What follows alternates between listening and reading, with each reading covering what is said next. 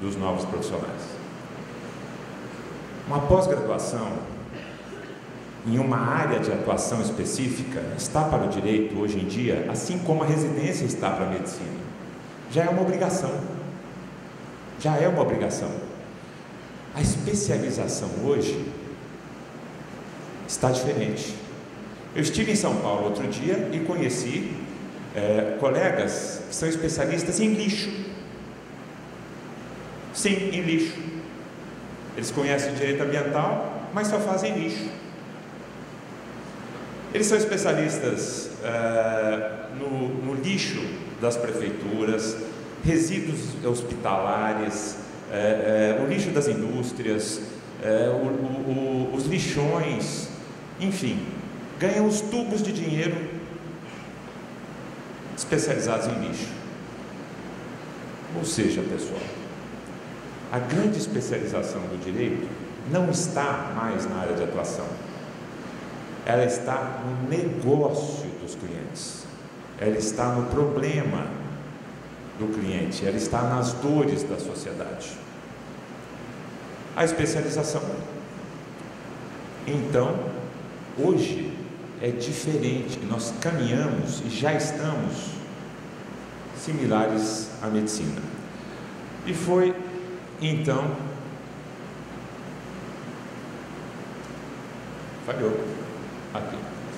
Foi então que eu optei por trazer a vocês e falar um pouquinho sobre essa nova área de atuação que já do direito brasileiro, o direito do agronegócio, e um pouquinho da minha especialização, que é o crédito rural, o financiamento do agronegócio, mais especificamente. Vamos lá então.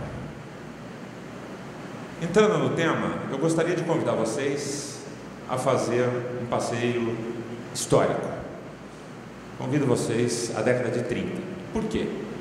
Porque o Brasil, desde o descobrimento até essa época, teve a agricultura e a pecuária caracterizados basicamente pelo extrativismo e pela agricultura de subsistência. Somente na década de 30, com a monocultura cafeeira, é que a agricultura começou a ser encarada como negócio. E todo negócio, em especial o agronegócio, precisa de financiamento. Foi então que o legislador criou a Lei 492 de 1937, a famosa Lei do Penhor, e nós tivemos com ela a criação da primeira cédula pignoratícia, chamada cédula pignoratícia, que era extraída da escritura de penhor. Essa lei está em vigor até hoje. Se nós chegarmos no oficial de cartório, registrarmos uma escritura de penhor, eu só não sei o que vai acontecer, né, Silvio? Assim, agora eu quero que o senhor me emita uma cédula pignoratícia. Não pega mais. Nós vamos ver que já há títulos mais avançados, o direito evolui. Esse período ficou conhecido como Agro 1.0, e o crédito, as leis que ampararam esse Agro 1.0, como crédito Agro 1.0. Mas vamos seguindo. Chegamos à década de 60, estamos em pleno regime militar. Essa época ficou conhecida como a Revolução Verde. Foi caracterizada pela modernização da agricultura e a introdução de máquinas e fertilizantes na lavoura. Mas não se enganem, o governo militar não mirou na agricultura. Ele estava preocupado com as fronteiras do Brasil. E ele falou: como é que nós vamos fazer para tomar conta dessas fronteiras? Nós precisamos colonizar o nosso país. Eu já sei, vou convidar os agricultores e os pecuaristas a colonizarem o nosso Brasil. E assim foi feito. Venham para o interior do Brasil, venham colonizar o Brasil. Podem derrubar o mato, plantem, criem gado, que eu vou apoiar vocês, inclusive financeiramente. E assim foi feito. Foi quando, em 1965, o governo, cumprindo sua promessa, criou a Lei do Crédito Rural, 4.829 de 1965. Essa lei normatizou o crédito rural e trouxe em si os princípios basilares do crédito que estão em vigência até hoje.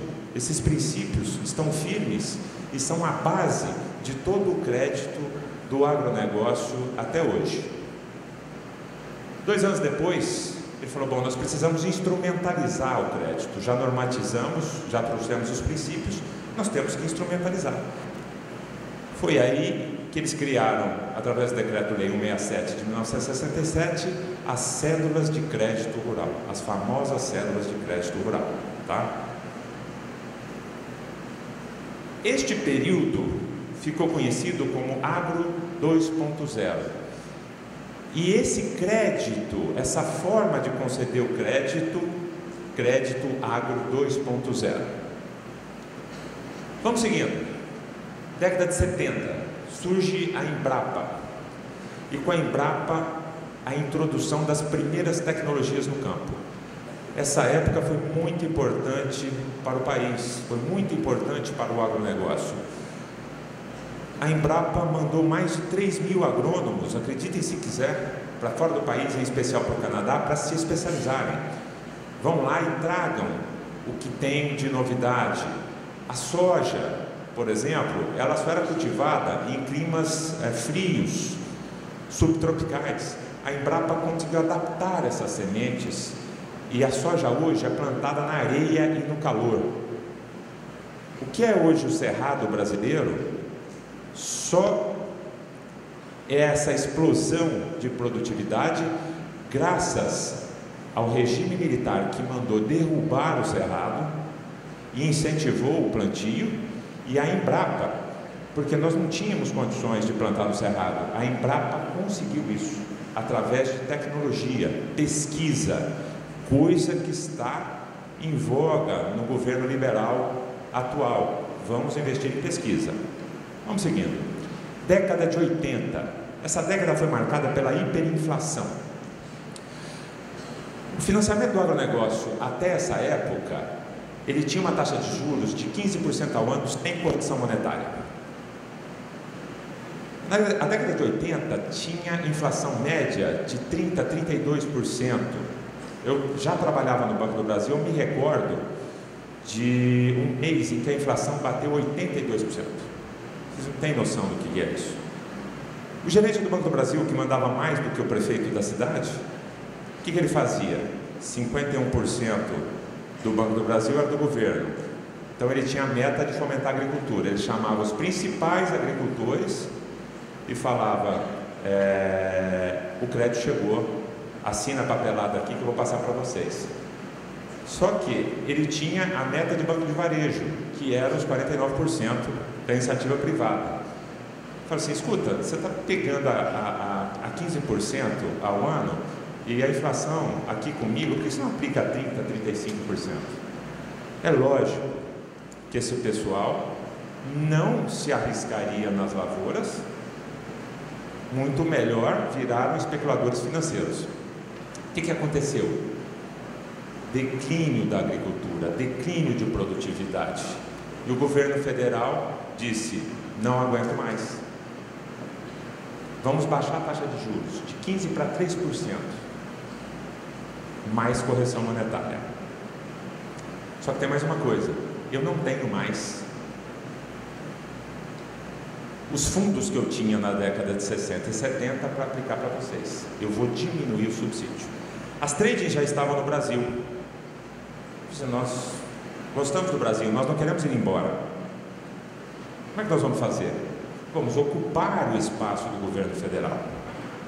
E assim foi feito. Que título nós vamos usar? Cédula de crédito só banco pode usar. Vamos usar contrato. E assim começou, o mercado privado começou a se mexer e a se adaptar. Surgiram os primeiros contratos de troca e o famoso contrato soja verde. E o mercado privado começou a tomar conta do agronegócio. Década de 90, essa evolução trouxe o barter. O que é barter? Barter é uma palavra de origem inglesa que significa troca. Ou seja, a troca de insumos e produtos pela produção, pelos próprios produtos agrícolas produzidos.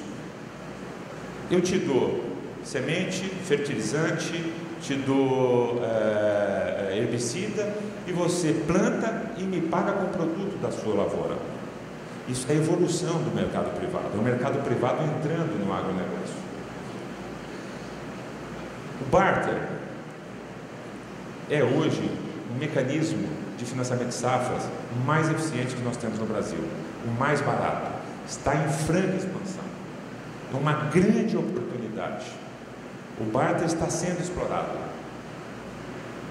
O barter não tem limites, qualquer um pode inventar o que quiser. Eu tenho no meu livro um capítulo específico sobre barter para quem se interessar, mas não é o tema da nossa palestra de hoje.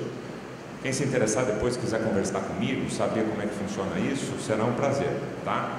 Trago fluxogramas, é um pouco complexo, mas já está sendo utilizado. Essa década também foi marcada pela introdução de novos títulos do financiamento privado e temos como embrião da era digital. A tecnologia que a Embrapa introduziu começou a mudar de forma. Ela começou a virar digital, tá? Um desses novos títulos é a Cédula de Produto Rural, 1994. O governo, animado e incentivado pelo mercado privado que estava tomando conta do agronegócio, falou: vamos criar um título. Nós precisamos fomentar o financiamento do agronegócio. Foi que ele criou a Cédula de Produto Rural, hoje, sem a menor sombra de dúvidas, o título mais utilizado no agronegócio brasileiro. Amplamente utilizado, amplamente popular. Através desse título, qualquer